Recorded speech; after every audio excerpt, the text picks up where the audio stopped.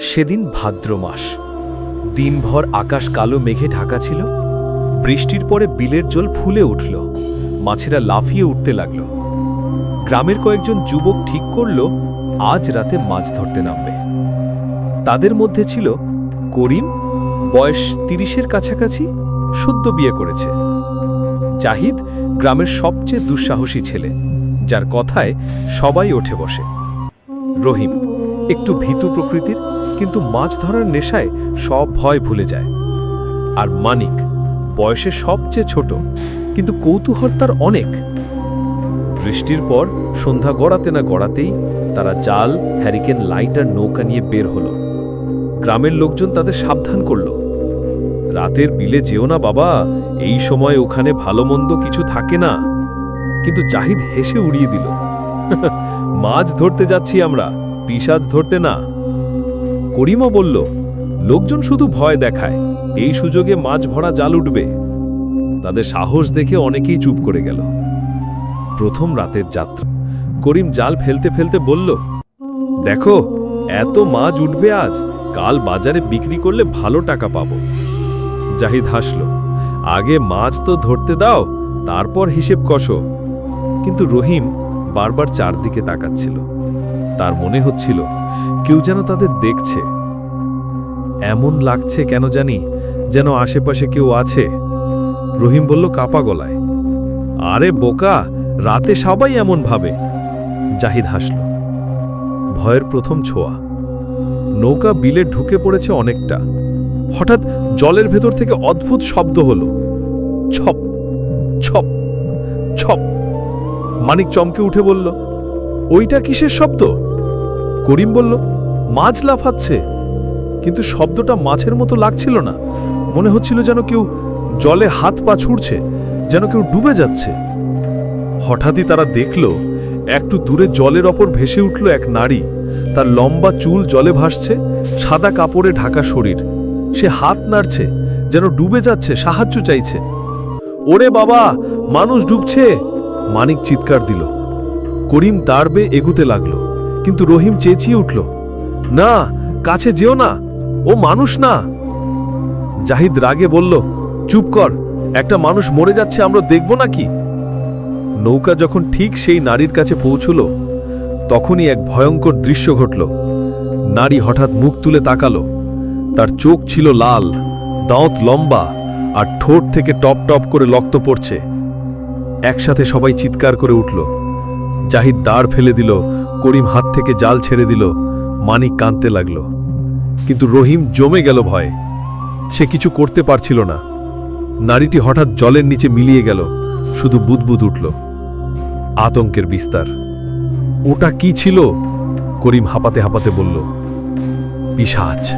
আমি বলছিলাম না রাতে বিল ভালো না? রহিম ফিসফিস করে বলল। জাহিদ তখনও বোঝার চেষ্টা করছিল, হয়তো চোখের ভুল। কিন্তু হঠাৎ তাদের নৌকা কেঁপে উঠল। নিচ থেকে যেন কেউ ঠেলে দিল। জলের ভেতর থেকে হাত বের হয়ে নৌকার ধারে ধরল। কাদা মাখা কালো হাত, নখ লম্বা। মানিক চিৎকার করে দাঁড়িয়ে উঠল, আমাদের ধরে টানছে। করিম হ্যারিকেন তুলে আঘাত করল হাতে। হাতটা সঙ্গে সঙ্গে মিলিয়ে গেল, কিন্তু নৌকা আবার দুলতে লাগল। চারপাশে তখন একসাথে অনেকগুলো শব্দ। কেউ যেন হাসছে, কেউ কাঁদছে, কেউ আবার ফিসফিস করে ডাকছে, এদিকে আসো, এদিকে। কোনো মতে তারা নৌকা ঘুরিয়ে বিল থেকে পালালো। ভেজা, কাদা মাখা, ভয়ঙ্কর অবস্থায় যখন গ্রামে ফিরল, তখন রাত প্রায় শেষ। গ্রামবাসীরা জড়ো হলো। করিম, জাহিদ, রহিম, মানিক কেউ ঠিক মতো কথা বলতে পারছিল না। শুধু রহিম কাঁপতে কাঁপতে বলল, ওরা সত্যি আছে, বিলে ওরা থাকে, আমরা ওদের জাগিয়ে তুলেছি। বয়স্করা বলল, আমরা তো আগেই সাবধান করেছিলাম। ওই বিলে বহু বছর আগে নাকি ডুবে মরেছিল এক কুমারী মেয়ে। তার আত্মা শান্তি পায়নি, সেই পিশাচ হয়ে রাতে মানুষ টানে। কিন্তু আসল আতঙ্ক তখনও শুরু হয়নি, কারণ বিলে শুধু ওই নারী নয়, আরও অজানা অশরীরীরা ঘাপটি মেরে আছে। কাশেম আর জহির দুজনেই স্থির হয়ে দাঁড়িয়ে আছে নৌকায়। বাতাসে এক অদ্ভুত ঘনত্ব, মনে হচ্ছে হাওয়াটা জমে গিয়েছে, নড়াচড়া করছে না। ঝিঝি পোকার ডাক হঠাৎ করেই মিলিয়ে গেছে। দূরের তাল গাছগুলোর পাতায় কোনো শব্দ নেই, যেন সারা বিল নিঃশ্বাস বন্ধ করে অপেক্ষা করছে। জহির কাঁপা গলায় বলল, কাশেম ভাই, পানির ওখানে কি যেন ভাসতেছে, দেখেন না? কাশেম চোখ কুঁচকে তাকালো। চাঁদের আলো খানিকটা ছড়িয়ে পড়েছে বিলে।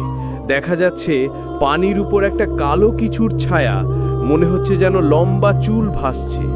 ধীরে ধীরে সেটা নড়ছে, নৌকার দিকেই এগিয়ে আসছে। কাশেম গলা শুকিয়ে গেলেও সাহস জোগাড় করে বলল, এমন হলে বিলে নামা উচিত হয়নি। দেখি, হয়তো কোনো মৃত জন্তুর লাশ। কিন্তু কথাটা বলার সাথে সাথেই দেখা গেল ওই কালো ছায়াটা আচমকা যেন মাথা তুলে দাঁড়ালো।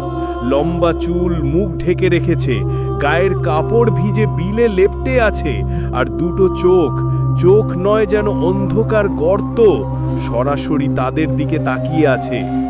জহির আতঙ্কে দম আটকে ফিসফিস করে বলল, ও আল্লাহ, পিশাচ! নৌকাটা হালকা কাঁপতে শুরু করলো।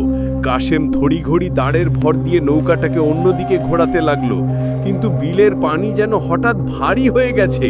দাঁড় পাওয়া যাচ্ছে না ঠিক মতো, নৌকা একই জায়গায় ঘুরপাক খাচ্ছে। আবার সেই অদ্ভুত কণ্ঠস্বর শোনা গেল, মাঝে মধ্যে হেসে উঠছে, মাঝে মাঝে ডেকে বলছে, আস আস, কাছে আস। জহির প্রায় কেঁদে ফেলল, কাশেম ভাই, আমি মরতে চাই না, আমরা এখানে এলাম কেন? কাশেম কোনো জবাব দিল না, শুধু প্রাণপণে দাঁড় চালাতে লাগলো। কিন্তু নৌকা যতই চালায় ততই মনে হচ্ছে কোনো অদৃশ্য শক্তি ওদের টেনে আবার সেই কালো ছায়ার কাছে নিয়ে যাচ্ছে। হঠাৎই পানির নিচ থেকে কি যেন একটা ভীষণ শব্দ করে ধাক্কা দিল নৌকায়। নৌকা প্রায় উল্টে যাওয়ার উপক্রম। জহির চিৎকার করে কাশেমকে জড়িয়ে ধরল। কাশেম দাঁড় ফেলে দিয়ে হাত দিয়ে নৌকাকে সামলাতে লাগলো। তখনই জলের ভিতর থেকে সেই কালো ছায়াটা মাথা উঁচু করে উঠল। পুরো শরীর দেখা গেল, লম্বা, কঙ্কালসার, মুখে কোনো নাক নেই, শুধু খা খা করা গহ্বর। দাঁতগুলো অস্বাভাবিক বড়, তীক্ষ্ণ, চুলগুলো জলে ভিজে সাপের মতো ঝুলছে। সে দাঁড়িয়ে থেকে এক বিকট হাসি দিল। তোরা এসেছিস, কতদিন থেকে ক্ষুধার্ত আমি। এই বলে ঝাঁপিয়ে পড়ল নৌকার দিকে। কাশেম আর জহির দুজনেই প্রাণপণে নৌকার এক পাশ থেকে অন্য পাশে সরে গেল। প্রাণীটা নৌকার কিনার ধরে ঝাঁকাচ্ছে, কাঠ ভেঙে যাওয়ার শব্দ হচ্ছে। কাশেম মরিয়া হয়ে দাওয়ায় রাখা একটা মাছ ধরার বড়শি তুলে নিয়ে প্রাণীটার হাতে গেঁথে দিল। সাথে সাথে এক কানে বিদ্ধ করা চিৎকার উঠল, চারপাশে যেন বিল কেঁপে উঠল। কিন্তু চিৎকারের পরও পিশাচটা ছাড়ল না, বরং আরো জোরে ঝাঁকাতে লাগলো। জহির কেঁপে কেঁপে দোয়া পড়তে লাগলো, তার চোখ দিয়ে অশ্রু গড়িয়ে পড়ছে। কাশেম বুঝল এভাবে বাঁচা যাবে না। দাঁড় ফেলে দিয়ে সরাসরি বড়শি হাতে প্রাণীটার মাথায় আঘাত করতে লাগলো। কিন্তু যেই আঘাত করছে, সাথে সাথে ক্ষতের জায়গা আবার জোড়া লেগে যাচ্ছে। মনে হচ্ছে ওটা কোনো মানুষ নয়, একেবারে অশরীরী কিছু। পিশাচটা একসময় নৌকায় উঠে এলো। পানিতে ভেজা শরীর থেকে দুর্গন্ধ বেরোচ্ছে, হাড়গোড়ের শব্দ হচ্ছে হাঁটার সময়। সে ধীরে ধীরে ওদের দিকে এগোচ্ছে। জহির ভয়ে চিৎকার দিয়ে লাফিয়ে পড়ল পানিতে। কাশেম চিৎকার করে বলল, না জহির, যাস না। কিন্তু জহির ডুবে গেল। পানির ভিতর থেকে মুহূর্তের মধ্যেই রক্ত উঠে এলো। মনে হলো কিছু একটা তাকে ভিতরে টেনে নিয়ে গেছে। তার শেষ আর্তনাদ বিলে প্রতিধ্বনি হয়ে মিলিয়ে গেল। কাশেম স্থির দাঁড়িয়ে রইল, তার চোখের সামনে সেরা বন্ধুকে এভাবে শেষ হতে হলো। বুকটা হাহাকার করে উঠল, কিন্তু সে জানে এখন কাঁদার সময় নেই। সামনে দাঁড়িয়ে থাকা পিশাচটা তার দিকে এগিয়ে আসছে, চোখ দুটো লাল হয়ে জ্বলছে, দাঁত বের করে হেসে উঠছে। কাশেমের মাথায় তখন একটাই চিন্তা, কোনোভাবে পালাতে হবে। নৌকার পেছনে একটা ছোট্ট কেরোসিনের কৌটো রাখা ছিল, সে সেটা তুলে দাঁড়ের সাথে বেঁধে আগুন ধরালো। জ্বলন্ত দাঁড় নিয়ে সরাসরি পিশাচটার দিকে ছুঁড়ে মারল। আগুন লাগতেই পিশাচটা ভীষণ চিৎকার দিয়ে পিছিয়ে গেল। ধোঁয়ার গন্ধে চারপাশ ভরে গেল। কাশেম সুযোগ নিয়ে দাঁড় টেনে নৌকাটা জোরে চালাতে লাগলো। এবার আর কোনো শক্তি তাকে আটকাচ্ছে না। নৌকা ছুটে চলল গ্রামের দিকে, কিন্তু পিছন থেকে এখনো শোনা যাচ্ছে ওই পিশাচটার ভয়ঙ্কর হাসি। তোকে ছাড়বো না, তোকে খুঁজে নেব। কাশেম চোখে পানির চারপাশে বাতাসের অদ্ভুত স্রোত যেন আরো তীব্র হয়ে উঠেছে। মাঝে মাঝে কুয়াশার পর্দা সরিয়ে আকাশের আধখানা চাঁদ উকি দেয়, আবার হঠাৎ ঘন অন্ধকার গিলে ফেলে। রতনের বুকের ভেতরে ভয় আর সন্দেহ কাঁটার মতো বিচ্ছে। সে বারবার ভাবছে, আমি বা কেন আসলাম এখানে? দাদু যে বলেছিল রাতে এ বিল অভিশপ্ত হয়ে ওঠে, কথাটা কি সত্যি? ওপাশে দুলালদা তখনও ছিপের দিকে তাকিয়ে আছে। তার চোখ লালচে, মুখের ভাঁজগুলো অদ্ভুত অচেনা লাগছে। মাঝে মাঝে মনে হয় ছিপ টেনে নয়, বরং কাউকে ডাকছে, অদৃশ্য কোনো শক্তিকে। ছিপের ডগা বিলের অন্ধকার জলের ভেতরে টেনে নিচ্ছে, আর জল যেন গাঢ় কালো কালি হয়ে ঘুরপাক খাচ্ছে। মাছ নয়, বরং কিছু একটা ভেতর থেকে ছিপটাকে নিজের দিকে টেনে নিচ্ছে। রতন তাড়াতাড়ি এগিয়ে গেল। দুলালদা, ছাড়ুন, ওটা মাছ না, অন্য কিছু। কিন্তু দুলালদা শোনে না।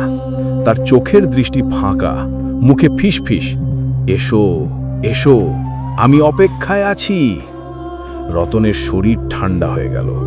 হঠাৎ দেখতে পেল জলের ভেতর থেকে একজোড়া হাত উঠে এলো, দীর্ঘ, শীর্ণ, কঙ্কালসার, যেন চামড়া নেই।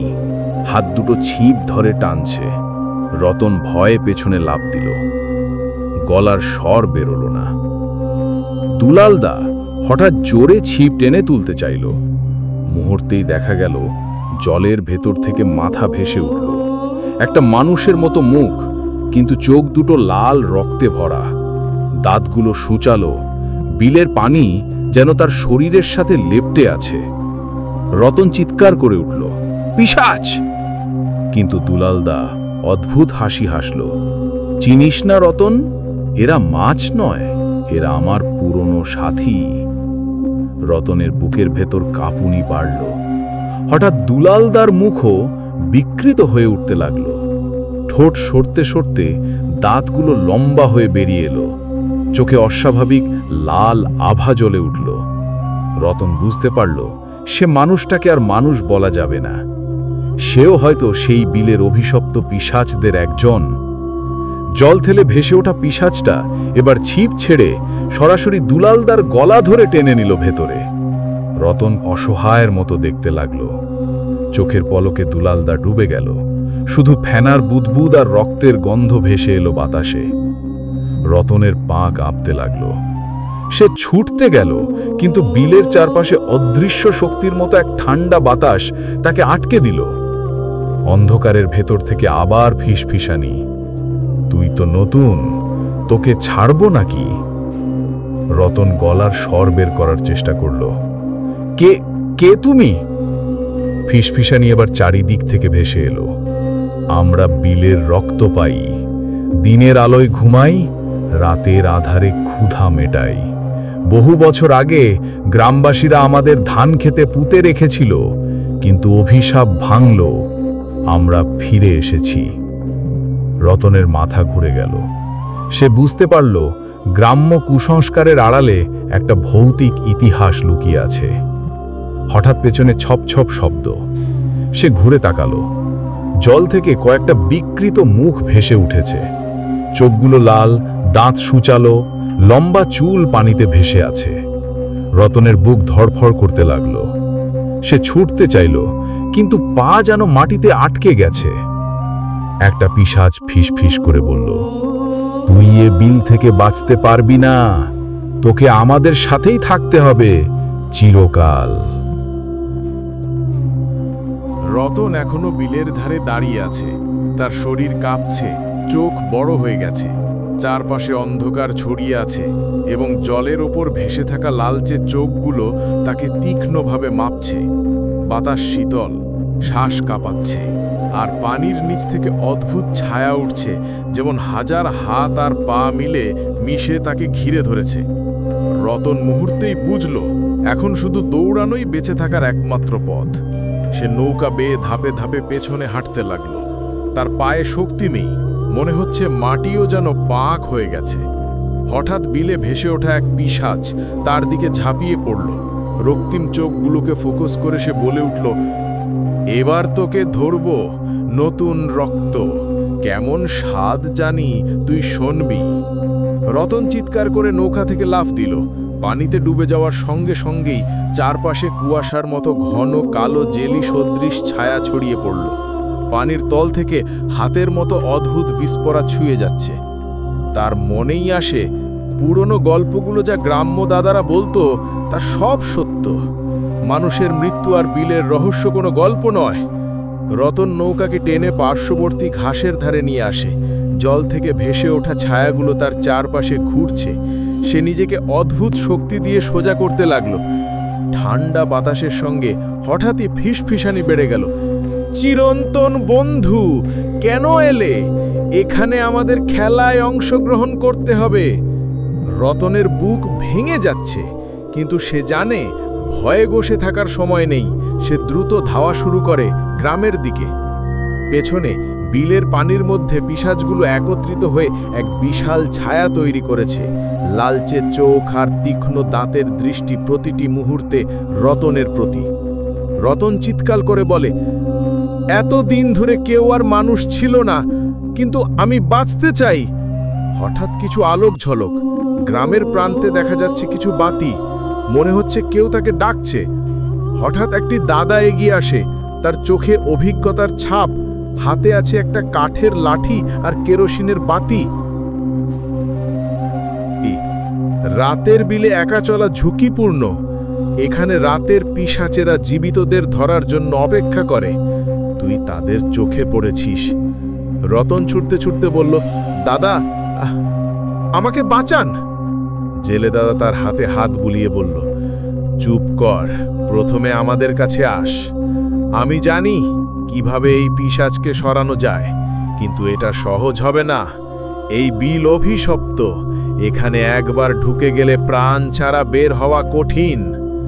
রতন কাঁপছে, বুক কেঁপে উঠছে, কিন্তু সে জেলে দাদার দিকে এগোতে থাকে।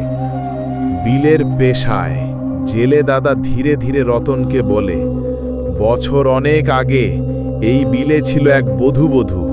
তার নাম ছিল জাহানারা। তার স্বামী প্রতারক। বিয়ে হওয়ার পর স্বামী অন্য নারীর কাছে পালিয়ে গেল। দুঃখে জাহানারা এই বিলে ঝাঁপ দেয়। তখন থেকে তার আত্মা শান্তি পায়নি। অভিশাপ হয়ে এরা যারা এখন পিশাচ। রতন চমকে উঠল, তাহলে এরা শুধু প্রতিশোধ নিতে এসেছে? জেলে দাদা মাথা নেড়ে বলল, না, এরা ক্ষুধার্ত। যারা রাতে আসে তাদের রক্ত খায়। দিনের আলোতে তারা অদৃশ্য, রাতের অন্ধকারে তারা মুক্ত। রতন বুঝতে পারল শুধু পালানোই যথেষ্ট নয়, তাকে কৌশল খুঁজে বের করতে হবে। পালানোর চেষ্টার শুরু। রতন এবং জেলে দাদা নৌকাকে ছেড়ে ঘাসের মধ্যে ঢুকে গেল। পিশাচগুলো পেছন থেকে ধেয়ে আসছে। তাদের লালচে চোখ অন্ধকারকে আরো তীব্র করছে। বাতাসে তাদের ফিসফিসানি, হাহাকার আর অদ্ভুত হাসির শব্দ মিলেমিশে এক অজানা আতঙ্ক সৃষ্টি করছে। রতন মনে মনে ভাবল, এভাবে গ্রামে ঢুকে পড়লে সবাই বিপদে। আমাকে কেউকে ডাকতে হবে না, আমাকে শুধু বাঁচতে হবে। জেলে দাদা বলল, এই বিলের মাঝখানে একটা অশরীরী কঙ্কাল আছে। সেই কঙ্কাল ছোঁয়াই দুষ্প্রাপ্য। তবে যদি আমরা আগুনের ব্যবহার করি, তখন অন্তত কিছু সময়ের জন্য পিশাচকে থামানো যাবে। রতন দ্রুত কেরোসিনের বাতি নিল। জেলের নির্দেশে তারা একটা ছোট আগুন জ্বালালো। পিশাচগুলো আগুনের দিকে এগোতে চেষ্টা করল, কিন্তু আগুনের তীব্রতা তাদের ভেতর ভাঙন ধরালো। তারা চিৎকার করে পিছিয়ে গেল। রতন হাহাকার করে বলে, এখনই পালানো। তাদের দৌড় শুরু হলো, আগুন পেছনে রেখেই। পিশাচগুলো আগুনের ধোঁয়া থেকে ঘিরে আছে, কিন্তু একে একে বিলের মধ্যে থেকে সরতে লাগছে। গ্রামের সীমান্ত। অন্ধকার কেটে আসছে। গ্রামের ঘরগুলো অদৃশ্য। রতনের বুকের ভেতরে শ্বাস ফেলতে কষ্ট হচ্ছে। হঠাৎ মনে হলো বিলের পেছনের ছায়াগুলো যেন গ্রামে ঢুকে পড়ছে। জেলে দাদা সতর্ক করে বলল, ধীরে ধীরে, যদি তারা গ্রামের মানুষকে দেখে, গ্রাম পুরোপুরি বিপদে। আমাদের তাদেরকে প্রভাবহীন করে বিলের দিকে ফেরাতে হবে। রতন চুপচাপ নট করল। তাদের লক্ষ্য গ্রামের শেষ সীমান্ত, যেখানে ছোট একটা কাঁচির ব্রিজ আছে। সেই ব্রিজ পেরোলেই পিশাচদের সীমান্ত ছাড়িয়ে নিরাপদে আসা সম্ভব।